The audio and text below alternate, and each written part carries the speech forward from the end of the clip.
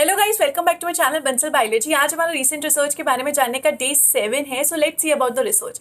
हम जब भी हमारी ग्रैंड मदर को देखते हैं तो किस तरीके से हम पूरे चार्ज अप हो जाते हैं। तो ऐसे ही न्यूरो साइंटिस्ट ने 1960s में सोचा था कि हमारे ब्रेन में ग्रैंड मदर न्यूरॉन प्रेजेंट होती है, जो कि तब लाइट अप हो जाती है जब ग्रैंड मदर को देखते हैं। लेकिन बाकी के जो न्यूरो साइंटिस्ट थे उन्होंने इस बात को बाद में डिसमिस किया और उन्होंने कहा कि ऐसे कैसे पॉसिबल है कि एक न्यूरॉन किसी स्पेसिफिक फेस को रिकॉग्नाइज करने के लिए रिस्पॉन्सिबल हो।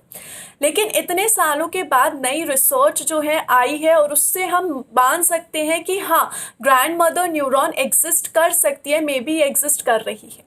तो यहाँ पर जो एक नई स्टडी हुई है वो पब्लिश की गई है जर्नल साइंस में। इसमें किया क्या गया है, इस स्टडी में रीसस मंकी को यूज़ किया गया है, 2 रीसस मंकी को यूज़ किया गया है जिन पे रिसर्च की गई है।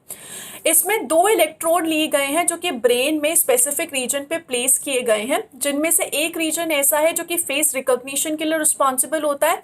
वहीं जो दूसरा रीजन है वो टेम्पोरल लोब है, जो कि मे बी रिस्पॉन्सिबल हो सकती है रिकॉग्नाइज करने के लिए फेमिलियर फेसेस और अनफेमिलियर फेसेस को।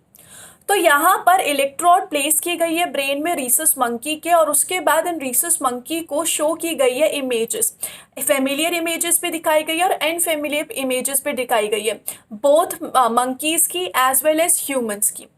तो इस रिसर्च में क्या देखा गया था कि जब इन्होंने फेमिलियर इमेजेस दिखाई, जैसे कि उनकी पैल्स की दिखाई, उनके रिलेटिव की इमेजेस दिखाई उन दोनों रीसस मंकी को, तो उनका जो टेम्पोरल लोब में जो सेल्स थे वो 3 गुना लाइट अप हुए, ज़्यादा लाइट अप हुए एज कंपेयर जब उनको शो की गई अनफेमिलियर इमेजेस या फिर ह्यूमन इमेजेस जब उनको शो की गई।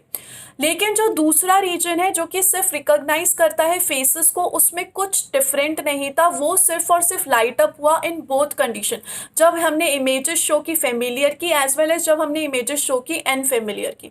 लेकिन टेम्पोरल लोब जो था वो 3 टाइम्स ज़्यादा लाइट अप हुआ जब हमने फेमिलियर इमेजेस दिखाई गई। तो इससे हमें क्या पता चला, इससे हमें पता चला कि टेम्पोरल लोब में ऐसा हो सकता है कि स्पेसिफिक वहाँ पे सिर्फ यही काम है कि किसी चीज़ को, किसी फेस को आइडेंटिफाई करना।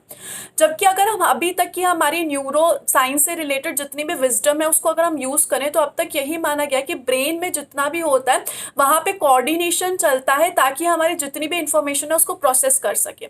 लेकिन इस रिसर्च के हिसाब से जो टेम्पोरल लोब है उसका सिर्फ यही काम है कि वो क्या करे, वो फेस को रिकॉग्नाइज करे और वो जो है ये सारे काम खुद से कर सकता है। तो अगर ये रिसर्च ऐसे अगर हम और इसके बारे में रिसर्च करते चले गए तो इससे हम बहुत सारे डिजीज़ को ट्रीट करने के लिए हेल्प कर सकते हैं, जैसे कि डिमेंशिया को ट्रीट करने के लिए हम इसको यूज़ कर सकते हैं, या फिर फेस ब्लाइंडनेस जो डिजीज़ होती है उसको हम यूज़ करने के लिए यूज़ कर सकते हैं। पर अगर ये जो रिसर्च है इसके अगर हम लिमिटेशन देखें तो ये भी रीसस मंकी से हुई है। रीसस मंकी में भी सिर्फ 2 रीसस मंकी पे ये की गई है और ह्यूमंस पे अभी नहीं की गई है। तो लेट्स सी अभी इससे रिलेटेड और क्या रिसर्च आती है। लेकिन अभी तक जो है कि टेम्पोरल लोब जो है वो रिस्पॉन्सिबल होता है फेमिलियर और अनफेमिलियर फेसेस के बीच में डिस्टिंग्विश करने के लिए, और उस हिसाब से हमारा ब्रेन जो है वो लाइट अप हो जाता है। So thank you so much guys. इसका लिंक नीचे डिस्क्रिप्शन बॉक्स में, आई होप आप उसके बारे में जाके ज़रूर पढ़ेंगे। Thank you so much, bye bye.